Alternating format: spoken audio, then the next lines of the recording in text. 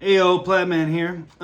So it's been apparently 3 weeks, and I have been busy, but no excuses. And I'm gonna give you 2 videos today. One about Wheel of Time, which I'm doing right now, and the other one you'll see. All right, we're doing episode 5 of Wheel of Time and why it sucks. It is arguably the worst. No, it's not the worst. I saw the first episode of Sword of Truth, and as much as I don't like the author of that series, and I think he's kind of an asshat, I think it's a great series to read in general. But we're episode 1. Oh my god, I just can't be square. There we go. It's all bouncy and weird. Episode 5 of season 1. Season 1, episode 5. There we go. Season 1, episode 5. All right, off to a good start. So my first comment is there's no way that the Aes Sedai won that battle. There's no way that the soldiers, when they're attacking the Aes Sedai, because there's this big battle that goes on, there's no way the soldiers didn't just overwhelm and kill all the Aes Sedai. It's like just an astronomically dumb concept, just in general. But then on top of that, specifically, when you know the lore and you're like, hold on, Aes Sedai are not supposed to do anything unless it's to defend themselves. These are normal soldiers. Hold on, why are they there in the first place? There's just so many things that what it felt like is like a younger person who is taking Tolkien or some master's work. Like, imagine a master made a thing, right? And then a younger person is like, I can do that, not a problem. I'll just do all the steps and just reverse engineer it and it'll be fine. And it's like, no, there's a reason why the other person's the master and you're not. So don't change. Don't steal their homework and then do it different because you think you know better. There are instances where shortcuts work and this wasn't one of them. So whatever. Blah, blah, blah. Also, side note, I really, really hate the rings that the Aes Sedai wear. I've already said it before, say it again and again. Every time it comes up, it's just wrong. It's the antithesis. It's gaudy. It's over the top. It's unnecessary. It implies that oh, you have to choose this color and it's there forever, which is inherent and it is there. But it's kind of yeah, but you need to have a stone that indicates that. And it's no, you get a ring, just a ring, and it almost should look like an engagement ring, it should be, or a wedding ring for men and for women, like a band, but the band is like an intricately designed snake eating its own tail. That's the ring. They've done all this other stuff, and it made it basically look like the most gaudy engagement ring. I don't even know how much it would cost if it was proper gold. Just astronomically expensive. And it's just why? There's no, why are you doing this? I don't understand. I'm realizing that my computer is unplugged, so I should plug it in, else I run out of battery. Because all my notes are on my computer, which technically all my notes are on my phone, but I'm using my phone to video this, so there's that. Okay. The whole burial scene is cool, but a waste of time and kind of bull crap and just really non sequitur and it's whatever.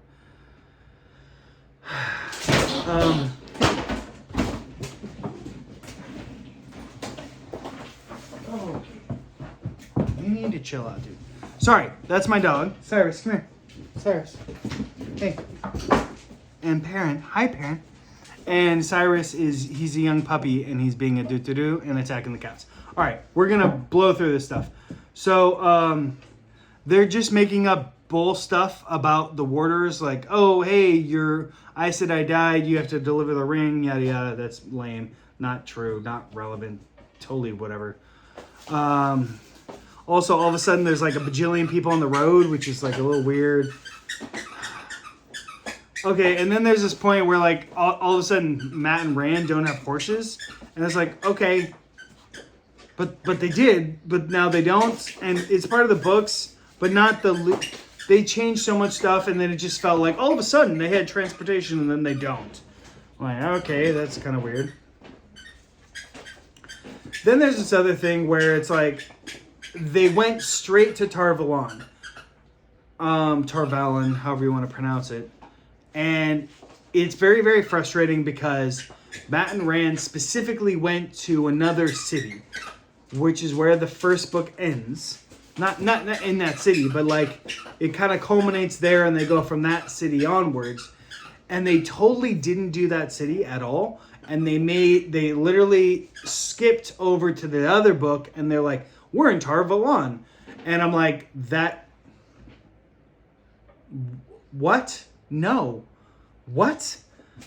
And it's very annoying because if you look at a map, it's like, over here is the two rivers, and then way over here is Tarvalon, and then there's a big city right here that everyone has to go to. You have to go through.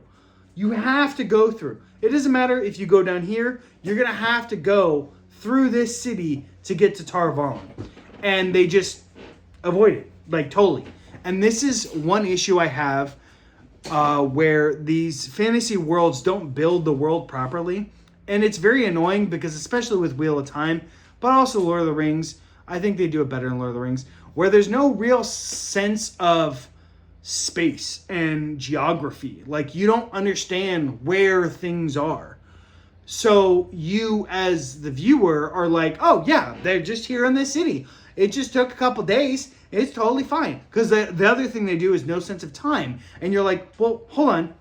How much time has transpired? How fast does an average person walk? How fast does a person walk if they're on a horse or whatever?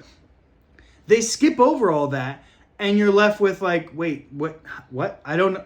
How far is this? Are you telling me that these little farmers over here were like a couple, days jaunt away from the biggest city in the world? No, they're not. They're months away, and that's with the horse, and if nothing bad happens, which lots of bad things happened, and before you get to this big city, Tarvalon, you need to go through this other city, which they just totally removed. And I'm like, death. Okay, sorry. There's lots of stuff I need to get through. Oh my gosh, there's so much stuff. Trouble. All right. Okay. So there's this thing. What are you eating? No, let's not eat that. There's this thing called sung stone. Stonemasons, there are people, Loyal is one of them. There's a group of people who are very capable at stonemasonry. And when the few that can do it, when they do it, it looks like the stone is like smooth. It's like looking at a perfect marble thing. It makes it look as if they just kind of grew the stone into the shape that they wanted it. You look at the city of Tarvalon, which is made out of all that stuff from like 2,000 years ago. It doesn't look like it. I'm sorry. It just isn't that. You guys failed. I don't know if you didn't understand the concept or whatever, but you failed. Okay. I already talked about this before, how much time has passed. But another thing is, like, how much money did Matt and Rand have? Like, they're paying for stuff, and then, like, where do you guys get the money from? Did you steal it? Whatever. And in the book, they did get it from a person or whatever, but they didn't talk about that. So, and there's a real serious thing in the books that illustrates, like, economy, and because of the sheer volume of people who are moving, not normal, like because of trials and tribulations, it's raised prices exponentially. So an apple that would be normally super cheap is now very expensive and is shitty quality. And that's something that kind of permeates throughout the series to kind of give you an undercut and an under illustration of like the gravity of war and conflict and immigration and fluctuation in all this stuff. And they kind of just skimped over it. And it's just like, oh, we're just going to pay for our hotel rooms. No problem. So I was like, what are you guys doing?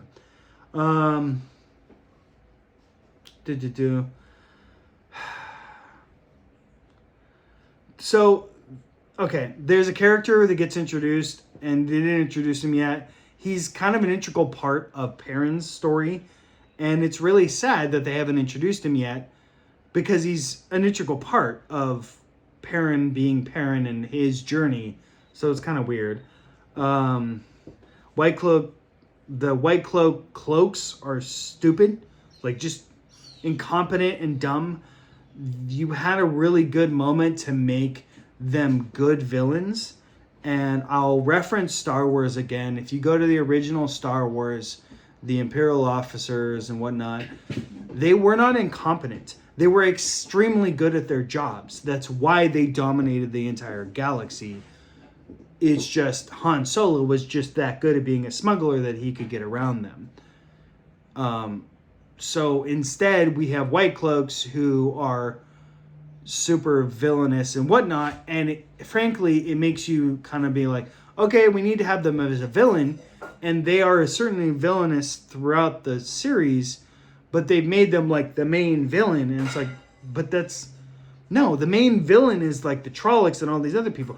These people are, there are flaws and elements of them that are good, and then there are other elements of them that are really inherently bad and racist and this, that, and the other thing. And basically, they're like this world's version of the Inquisition. And when you don't give them the right thing, you just illustrate them as a bad guy, and a cartoony one at that, and it's upsetting to me. I did think it was kind of funny that most of the White Cloaks are white guys, whereas they went out of their way to make all of the main cast diverse. Like, the main cast is like the diversity Olympics, except for the White Cloaks when it comes to the villains, and there's one bad guy who's black, and then everyone else who's a White Cloak is white. Just saying. It's like, all right, cool. Yeah, and they combined Camelin and Tarvalon. It's like, what the heck are you guys?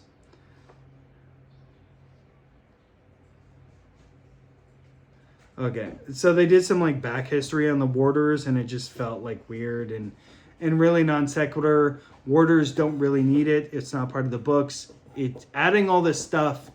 It wastes time, it wastes energy and money, and it's not relevant and not important, and it's not part of the books, and it doesn't help anything. Hey, can you stop? Sorry, my dogs are... One dog is super chill, the other dog is still a puppy, and he's being silly. There's weird music, weird sleeveless shirt, like what is... The writing is just so weird.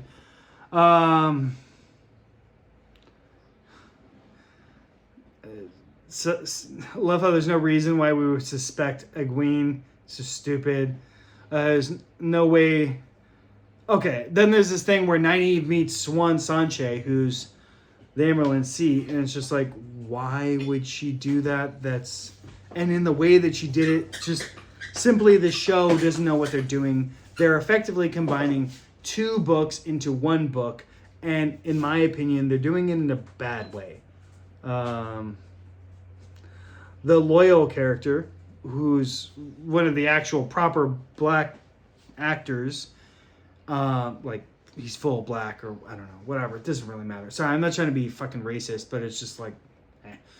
So his name's Loyal, the character, and he's been like, oh, just go get this thing. Just go get this thing. And it's like, he's just a fetcher now. What the heck?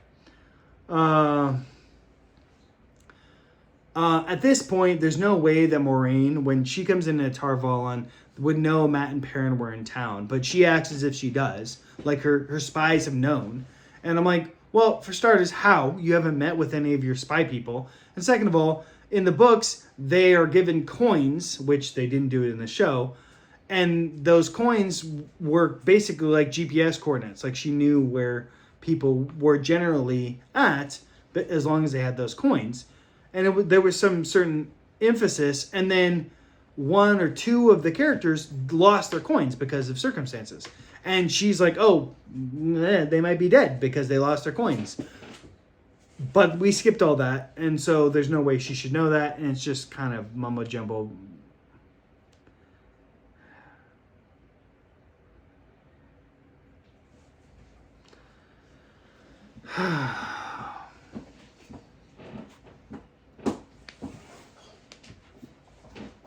I hate that this show just changes everything. They implied that they don't know how to release the bond between a warder and his...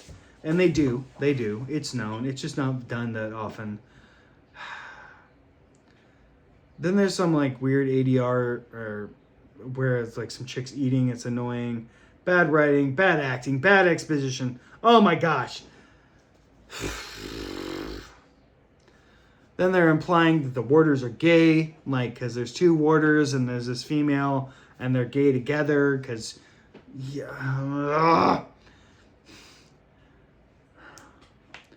I don't like how weak and lame Lan is. He is supposed to be the Chad of the Chads. Like, if you've ever seen the meme of this guy who got a chin that's just like super profound and he's super strong, super whatever.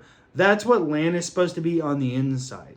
On the outside, he's still supposed to be looking super stoic and super capable. Think Kurt Russell in Tombstone, but like jacked like Arnold Schwarzenegger, or maybe not quite that jacked, but like very, very fit.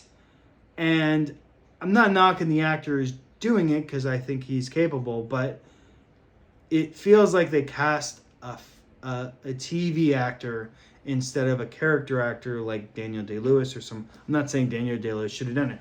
However, it would have been terrific. But like they should have cast a film actor who like really, really did it. But frankly, the show just doesn't care. So whatever. I love how they're storing swords. Like, oh, we're gonna have a display of swords, and I'm like, why would you do that in the tower for the Aes Sedai? Like, that's not how you would store them. Just like there. No, you'd have them in a rack or something. You wouldn't even store them like that. You'd have them in their sheath at all times. Like, warders would always have their sword. You wouldn't have that. Like, even the soldiers, they would have it in racks. You wouldn't have the display piece. It's just opulent and stupid. And then you have this suicide, like, of one of the other warders because his chick died. And it's like, I get that. It's super emotional. Just so much energy was put on this guy. And then he commits suicide because his Aes Sedai died. And he's super emotional. And I felt like they hit all the emotional points. And they didn't really talk about any of what happened in general. As far as what would really happen or not. It just felt like, oh yeah, this is... They just mishandled it. Like, either you change what the book is, which they've done, and you own it and you make it work, or you don't change and you just do what the book does. But instead, they go in between. They're like, we're going to change the book and we're also going to not have it make sense. And it's like, you're frustrating. Anyhow, I am so hating this show. I still have... Oh, gosh. I have 3 more episodes. This is so annoying. I love the books. I can't wait to continue listening to the books. I'm listening to something else right now, but I love the books so much. I've read them several times. I've listened to them more times. They're amazing. It's a beautiful world. Unfortunately, this TV show has bastardized and perverted what was something that was amazing.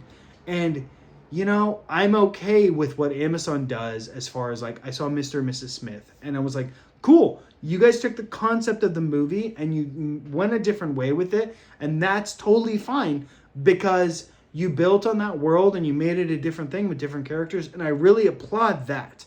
That was really well done, very interesting. What they're doing with Wheel of Time is the opposite of that. It is basically, we're going to create a fantasy world and we're going to use the name Wheel of Time and do a totally different thing. And it's like, no, just call it something else. Just call it something else. Don't call it Wheel of Time because you're taking all these characters and you're effectively ruining them. And I get that there's a lot of people who I don't really consider fans because every fan that I know, excuse me, who's read the books, they hate the show.